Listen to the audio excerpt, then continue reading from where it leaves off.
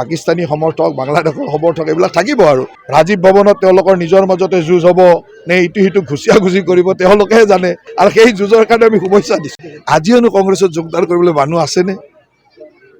কংগ্ৰেছত যোগদান কৰিবৰ কাৰণে আজিও কোনোবা মানুহ আছে নেকি?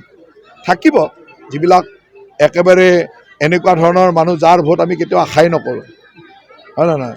পাকিস্তানী সমৰ্থক বাংলাদেশৰ সমৰ্থক এইবিলাক থাকিব আৰু সেইখিনিকতো বাদ দিয়ে আমি নিৰ্বাচন খেলোঁ।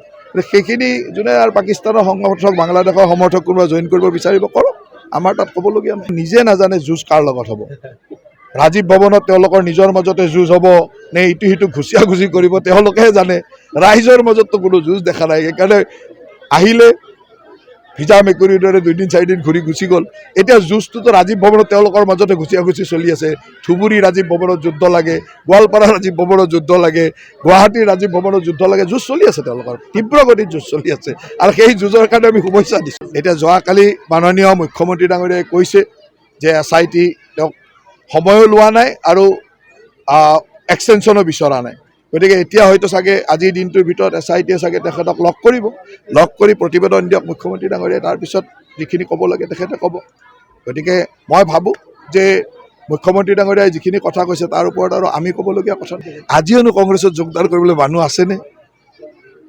কংগ্ৰেছত যোগদান কৰিবৰ কাৰণে আজিও কোনোবা মানুহ আছে নেকি? থাকিব যিবিলাক একেবাৰে এনেকুৱা ধৰণৰ মানুহ যাৰ ভোট আমি কেতিয়াও আশাই নকৰোঁ, হয় নে নহয়? পাকিস্তানী সমৰ্থক বাংলাদেশৰ সমৰ্থক এইবিলাক থাকিব আৰু সেইখিনিকতো বাদ দিয়ে আমি নিৰ্বাচন খেলোঁ। সেইখিনি যোনে আৰু পাকিস্তানৰ সমৰ্থক বাংলাদেশৰ সমৰ্থক কোনোবা জইন কৰিব বিচাৰিব কৰক, আমাৰ তাত ক'বলগীয়া নিজে নাজানে যুঁজ কাৰ লগত হ'ব। ৰাজীৱ ভৱনত তেওঁলোকৰ নিজৰ মাজতে যুঁজ হ'ব নে ইটো সিটো ঘুচিয়াঘুচি কৰিব তেওঁলোকেহে জানে।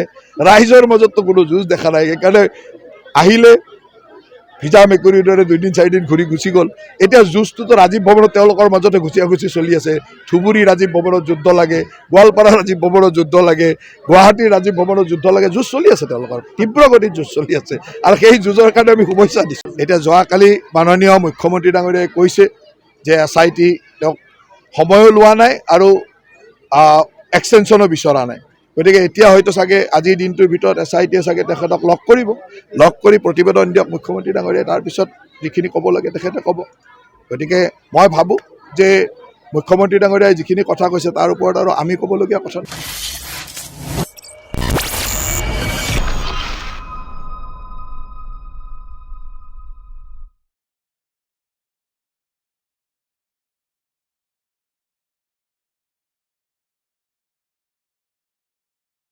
এইবিলাক আভুৱা মিছা কথা।